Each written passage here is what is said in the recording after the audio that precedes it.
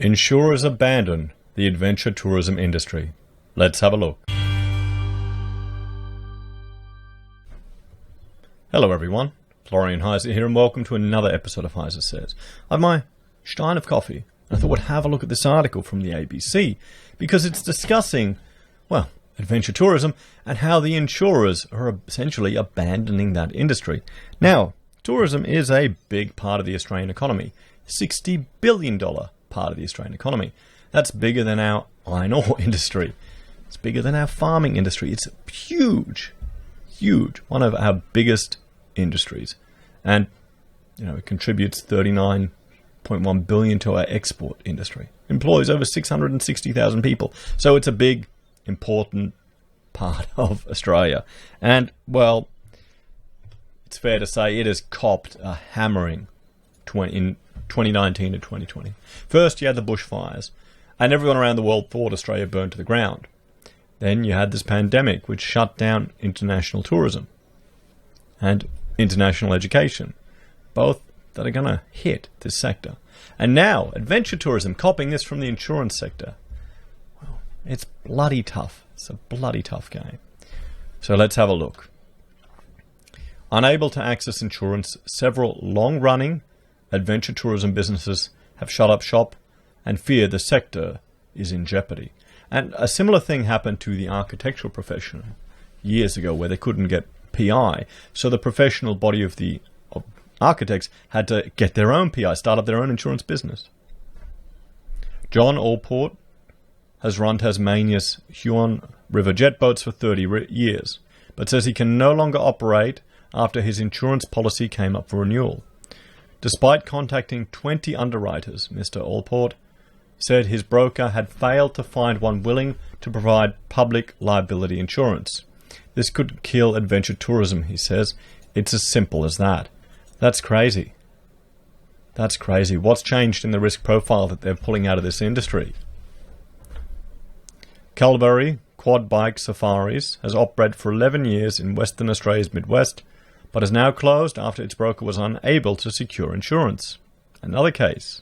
Owner Martin Roger predicted more tourism operators would be forced to close their doors as they came to renew their policies. We can't operate this business. We can't sell this business, he said. We can't do anything with this business. That's kind of sad. That really is.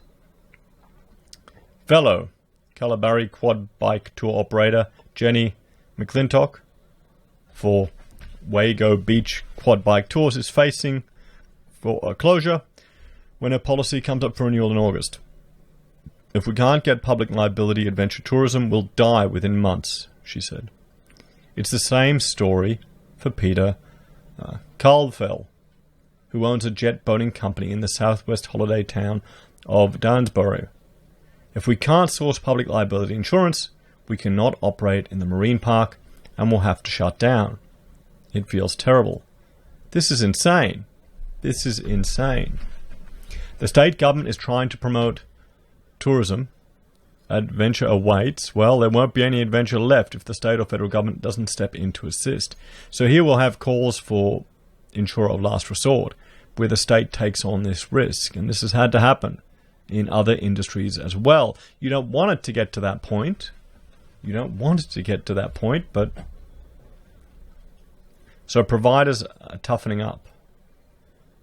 JMD Ross Insurance Brokers Tourism Account Director Jonathan Ross said there was a more risk-averse global insurance market that stemmed back to major players such as Lloyd's of London.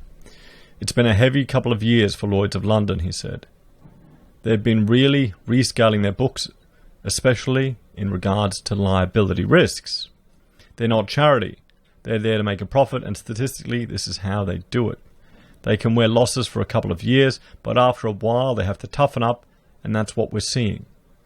William Legg, the general manager of Peak Body Underwriting Agencies Council, said in many instances it was no longer financially viable to provide public liability cover. That's going to hurt this sector even more. Campbell Fuller, the Insurance Council of Australia's head of communication, said there was a global tightening of the market for such insurance types, although he said cover might be available from specialist brokers overseas. So 13 years they've been running. So calls for help.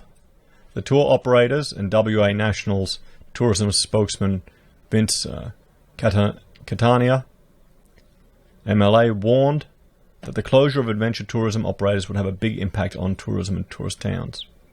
If you can't get insurance, you can't operate, he said. If you can't operate, there's no tourism product that we can sell to those visitors who want to come up and jump on a quad bike, who want to get a boat, who want to be able to do adventure tours, whether it's on the coast or whether it's inland.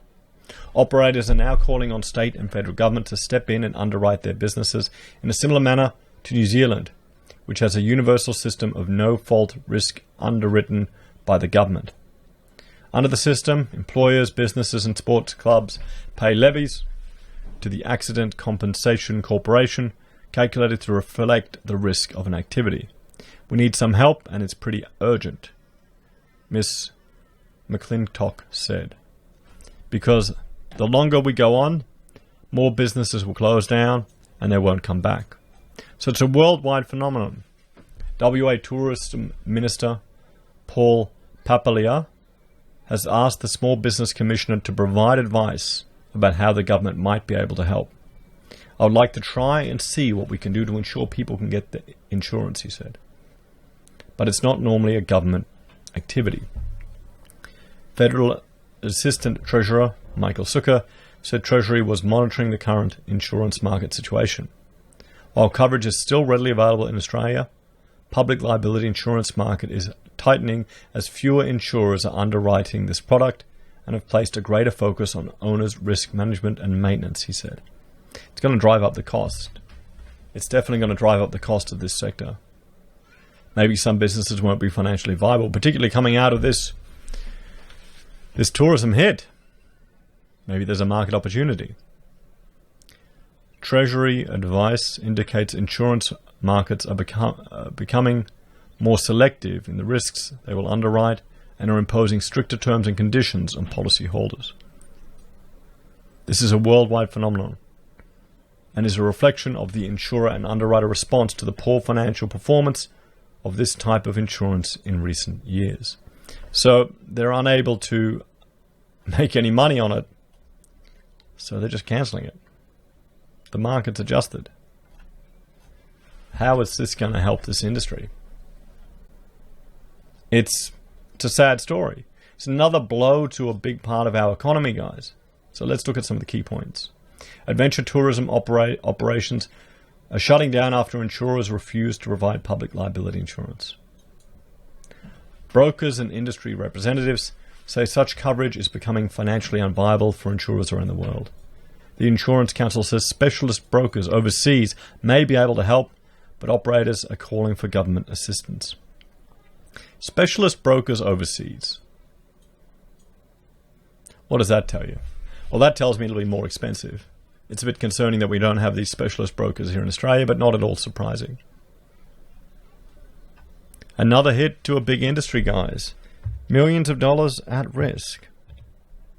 Hundreds of thousands of employees in this sector that might get impacted.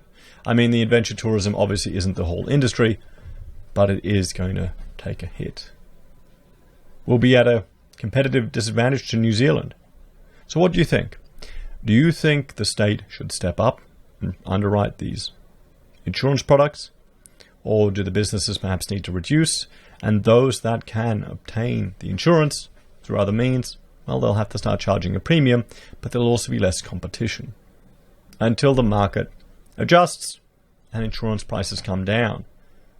But there may be an opportunity for a competitor to come in and provide a cheaper product through different mechanisms, different means, different risk management strategies.